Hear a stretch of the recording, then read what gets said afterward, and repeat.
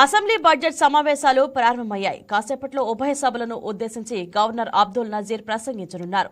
ఆ తర్వాత సభను వాయిదా వేసి బీఏసీ సమావేశం నిర్వహించి సభ ఎన్ని రోజులు జరపాలి, ఏ అంశాలపై చర్చించాలనే విషయాలు స్పీకర్ ఖరారు చేయనున్నారు. 14న అసెంబ్లీలో బడ్జెట్ ప్రవేశపెట్టనున్నారు. మార్చి 12 వరకు సమావేశాలు జరుగుతాయని ఇప్పటికే స్పీకర్ చింతకాయల అయిన పాత్రుడు స్పష్టం చేశారు. మొత్తం 19 పని దినాల పాటు బడ్జెట్ సమావేశాలు జరిగే అవకాశం ఉంది. బీఏసీ సమావేశం తర్వాత 10 దినాలపై పూర్తి స్థాయిలో స్పష్టత రానుంది. మరి ఇదే అంశం గురించి మా స్పెషల్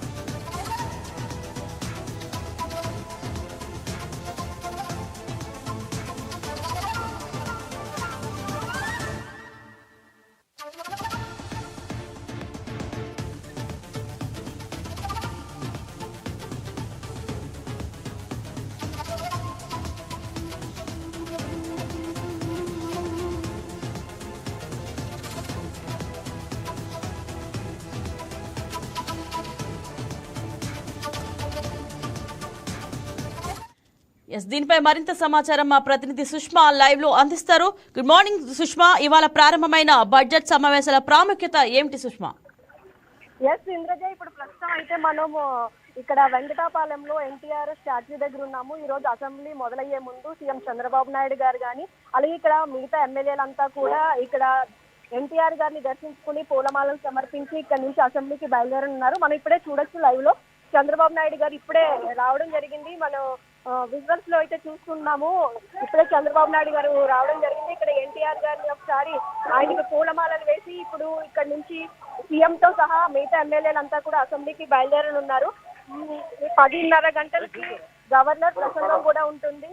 ఆ తర్వాత బీఏసీ సమావేశానికి సంబంధించి చర్చ జరుగుతుంది. తర్వాత రేపటికి సభ అయితే వాయిదా పడే అవకాశం కనిపిస్తుంది. మనం చూడొచ్చు విజువల్స్ లో సీఎం చంద్రబాబు నాయుడు గారు ఇప్పుడే వచ్చారు. ఇక్కడ ఎన్టీఆర్ విగ్రహం వద్ద అసెంబ్లీకి వెళ్లే ముందు కూడా ప్రతిసారి ఇక్కడ ఎన్టీఆర్ గారిని దర్శించుకుని ఇక్కడ నుంచి బయలుదేరడం జరుగుతుంది. మనం చూస్తూ ఉన్నాము లైవ్ లో సీఎం చంద్రబాబు నాయుడు గారు ఇప్పుడే వచ్చారు. ఎన్టీఆర్ విగ్రహానికి పూలమాల వేస్తున్నారు. మనం విజువల్స్ లో కూడా చూడొచ్చు.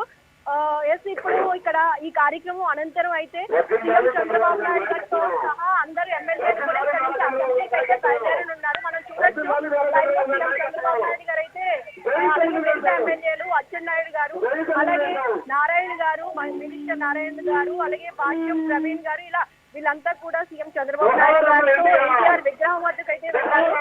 అక్కడ మనం చూడొచ్చు ఎన్టీఆర్ గారికి నివాళులు అర్పిస్తూ పూలమాలలు వేసి ఆయన్ని స్మరించుకోవడం అయితే జరుగుతూ ఉంది.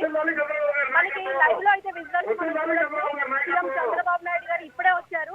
ఇక్కడ నుంచి సీఎం చంద్రబాబు నాయుడు గారితో సహా మిగతా ఎమ్మెల్యేలంతా కూడా అసెంబ్లీకి అయితే బయలుదేరనున్నారు. ఇంద్రజ, రైట్. ఈ సమావేశాల ప్రభుత్వం ప్రధానంగా ఏ అంశాలపై దృష్టి పెట్టింది సుష్మా?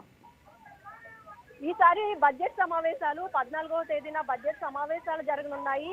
ఈ సమావేశాల్లో అనేక అంశాలను అయితే చర్చించే అవకాశం కనిపిస్తుంది. ప్రధానంగా ఈ రోజు అయితే మాత్రం గవర్నర్ గారి ప్రసంగం అనంతరం సభ వాయిదా పడే అవకాశం ఉంది. రేపు మిగతా సభ్యులంతా కూడా గవర్నర్ ప్రసంగానికి ధన్యవాదాలు తెలిపే అంశం అయితే మనం చూస్తూ ఉన్నాము. ఇప్పుడే చంద్రబాబు నాయుడు గారు కూడా విగ్రహానికి పూలమాల అసెంబ్లీకి అయితే బయలుదేరుతున్నారు. రైట్ సుష్మా, మరి వైసీపీ సభ్యులు సభకు హాజరుపై ఇంకా స్పష్టత ఏమన్నా వచ్చిందా?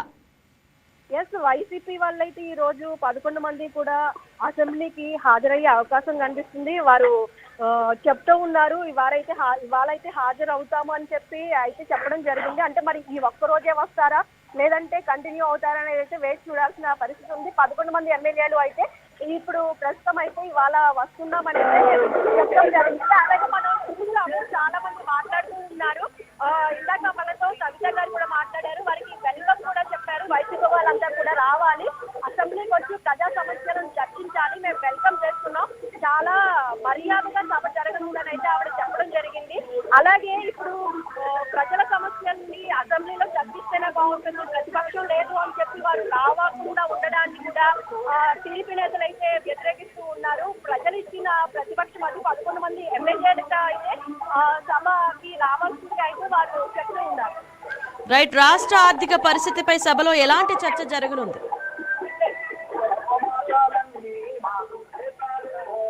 మనం చూస్తూ ఉన్నాము, ఇక్కడైతే వెంకటాపాలెం నుంచి చంద్రబాబు నాయుడు గారు మిగతా ఎమ్మెల్యేలందరూ కూడా బయలుదేరుతున్నారు. మనం తర్వాత అసెంబ్లీలో కూడా గవర్నర్ ఈరోజు అసెంబ్లీ స్థానంలో మనం మళ్ళీ మాట్లాడుతున్నాం. అయితే ప్రస్తుతం ఇక్కడ చాలా హడావుడిగా ఉందని చెప్పుకోవాలి. Right, thank you Sushma.